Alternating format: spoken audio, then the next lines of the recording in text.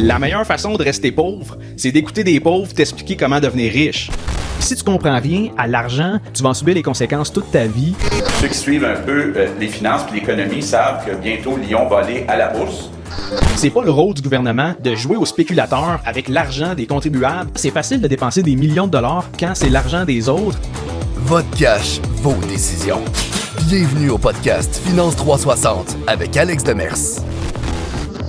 Avez-vous remarqué à quel point le gambling est devenu omniprésent dans nos vies? Et là, je parle pas des casinos ou des billets de loto 649. C'est que maintenant, c'est rendu qu'on peut parier sur n'importe quoi à n'importe quel moment. Les casinos en ligne et les applications de paris sportifs sont de plus en plus populaires. On voit de la publicité partout. Et c'est pour ça que dans l'épisode d'aujourd'hui, je vais vous parler de l'épidémie du gambling en ligne, de quelle manière les plus jeunes sont ciblés et surtout, je vais vous expliquer pourquoi la frontière entre l'investissement et le jeu devient de plus en plus floue. Et pour vous mettre en contexte, en 2025, le gambling s'est rendu une industrie de plusieurs centaines de milliards de dollars qui est d'ailleurs en plein essor depuis la pandémie avec les applications comme Mise au jeu, DraftKings ou Bet99, on peut parier sur n'importe quel sport, que ce soit des games de hockey, des combats de la UFC.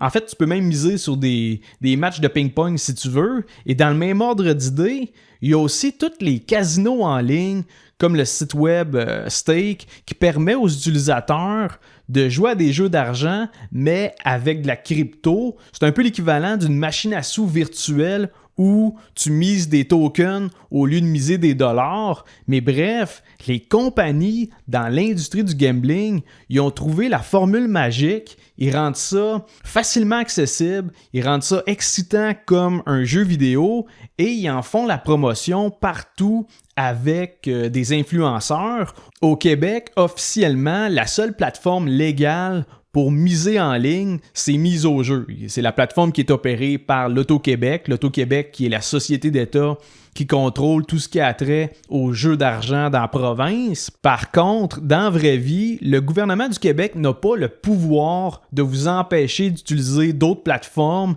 ni d'empêcher d'autres plateformes de vous cibler avec leur publicité. Il aimerait bien ça interdire aux citoyens de jouer en ligne sur des sites étrangers, mais ce volet-là dépasse leur contrôle. Ils peuvent juste contrôler les compagnies qui sont vraiment situées physiquement au Québec. Et comme je vous dis, c'est pas un hasard si les applications de gambling ils gagnent de plus en plus en popularité. C'est parce que l'industrie, elle a vraiment compris comment vendre le rêve à grande échelle. Juste à regarder autour de vous, depuis quelques semaines, il y a Joe Rogan qui fait de la publicité pour DraftKings sur son podcast. Il y a aussi l'humoriste Kevin Hart qui est porte-parole pour DraftKings.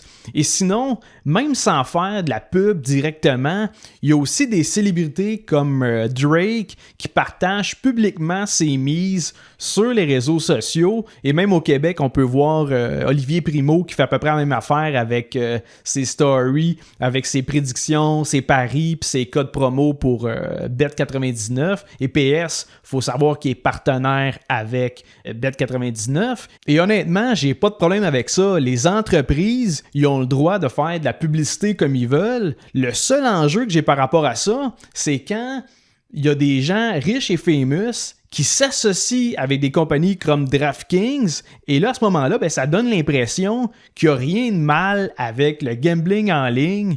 Et même principe, quand des personnalités connues y affichent publiquement leur mise, c'est comme si les paris sportifs devenaient un signe de succès ou que c'était cool de faire ça. Mais l'aspect le plus inquiétant pour moi, c'est pas tant ça. C'est plus qu'aujourd'hui, ce ne sont pas seulement les adultes qui sont exposés à ce genre de contenu-là. En 2025, il y a des streamers qui sont payés des millions de dollars par des casinos virtuels pour faire du gambling devant des centaines de milliers de spectateurs. Évidemment, ils prétendent souvent jouer juste pour le fun, mais la réalité, c'est qu'ils sont commandités. Ils gamblent avec une partie de l'argent qu'ils ont reçu par la compagnie, justement, que ce soit un casino en ligne ou une compagnie de paris sportifs. L'idée, c'est qu'ils vendent leur influence contre des contrats qui sont souvent faramineux, en sachant très bien que la majorité de leur audience va perdre de l'argent avec ça. Et encore une fois, le problème pour moi, c'est que les streamers, ils sont en train de glorifier le gambling en ligne auprès de leur audience, qui est majoritairement des ados ou des jeunes adultes. Et là où ça devient encore plus sournois, c'est que le gambling, il se limite plus maintenant seulement aux casinos en ligne ou aux paris sportifs. C'est rendu que le gambling, il s'infiltre également dans les jeux vidéo. Je donne un exemple. Dans le jeu Counter-Strike, qui est un jeu gratuit, tu peux acheter des boîtes et des clés pour obtenir des skins. Comprenez bien qu'un skin, c'est quelque chose de virtuel, là. C'est un design sur un fusil qui existe seulement dans le jeu, là. Mais il faut savoir qu'il y a un marché qui ressemble un peu à la bourse et qui permet d'acheter et de vendre ces skins-là. Et là-dedans, il y a des skins qui valent 5 cents, 10 cents, mais il y en a d'autres qui sont plus rares, qui valent 100, 500, 2000 pièces. Et le principe derrière l'ouverture des boîtes virtuelles, c'est un peu similaire aux machines à sous, dans le sens que tu mets de l'argent, tu gagnes rien d'intéressant, fait que tu remets de l'argent et tu recommences ce processus-là à plusieurs reprises, toujours avec l'espoir d'obtenir une skin qui va être rare puis qui va valoir bien de l'argent. Et ce type de mécanique-là, je vous parle de Counter-Strike, mais on le retrouve également dans plusieurs autres jeux vidéo. Au fait, même sur Roblox, qui est une application faite pour les enfants, il y a des formes déguisées de gambling. En fait, ce sont des systèmes de récompenses aléatoires qui incitent les jeunes à miser leur monnaie virtuelle, qui est appelée là-dedans Robux. Mais autrement dit, c'est rendu qu'on conditionne même les mineurs à avoir des comportements de joueurs compulsifs. Et le phénomène ne s'arrête pas là. Je veux vous parler de Polymarket. Polymarket qui est un marché de prédiction où tu peux miser sur à peu près n'importe quoi, que ce soit le gagnant d'une élection, le taux directeur de la Fed, ou même sur des choses absurdes comme par exemple le nombre de tweets qu'Elon Musk va publier en novembre. Et je dois avouer que leur approche est bonne parce que Polymarket, il présente ça comme une espèce de jeu d'intelligence, un moyen de monétiser vos connaissances, mais au bout du compte, ça reste du gambling. L'affaire, c'est que plus tu crois être informé,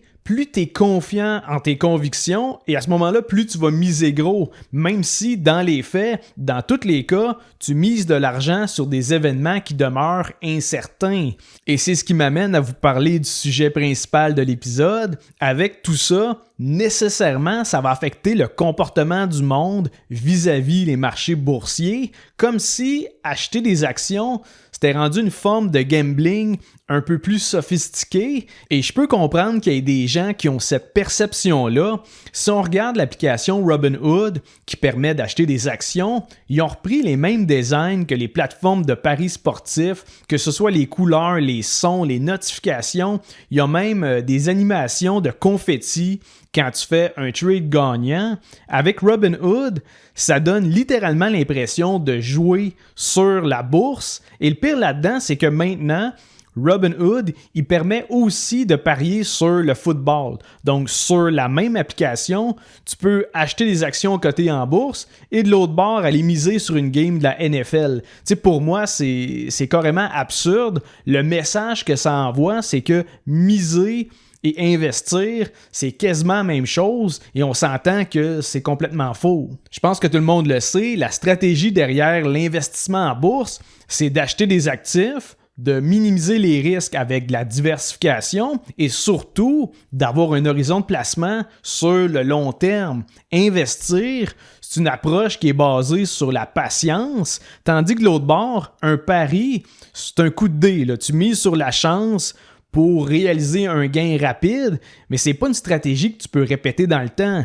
Le problème, c'est que plus l'industrie du gambling vient brouiller les lignes entre l'investissement et les jeux d'argent, plus les gens, et surtout les jeunes, vont se mettre à confondre les risques calculés avec le hasard pur et simple. Et tant qu'à moi, le problème, c'est pas juste une épidémie du gambling en ligne, c'est une épidémie d'addiction. Le monde sont rendus accros à leur téléphone, aux réseaux sociaux, aux jeux vidéo, et le gambling, c'est juste une extension naturelle de notre dépendance à la dopamine. Le monde, il cherche de la stimulation, et c'est sûr que épargner puis investir sur le long terme de façon méthodique, c'est pas quelque chose qui est excitant au day-to-day. Et c'est triste, mais l'industrie du gambling, elle a compris comment exploiter nos émotions et nos impulsions pour réussir à générer des revenus astronomiques. À ce sujet-là, pour ceux que ça intéresse, il faut savoir que les plus grandes entreprises de gambling, elles sont nécessairement cotées en bourse. On peut penser à DraftKings, symbole DKNG, et Flutter Entertainment, qui possède l'application FanDuel. Et leur symbole, c'est FLUT. Sinon, il y a aussi Penn Entertainment, symbole PENN, qui est un opérateur de casino physique et de paris en ligne. Après ça, c'est à vous de décider si vous voulez être actionnaire de ce type d'entreprise-là. De un, il y a énormément de compétition, et de deux, il faut également considérer tout ce que je viens de vous parler. Êtes-vous à l'aise moralement d'investir dans ce type de compagnie-là? Ça vous regarde. Mais je veux être clair, je pense pas non plus que le gambling puis les paris sportifs, ça devrait être illégal. Au fait, ça peut même être le fun de parier une fois de temps en temps. Tu sais, même moi, ça m'arrive, mettons, de miser sur un combat de la UFC. Mais tu sais, ça m'arrive 1 ou 2 fois par année. Question de rendre ça plus excitant. Mais je vais pas tomber dans les problèmes de jeu avec ça.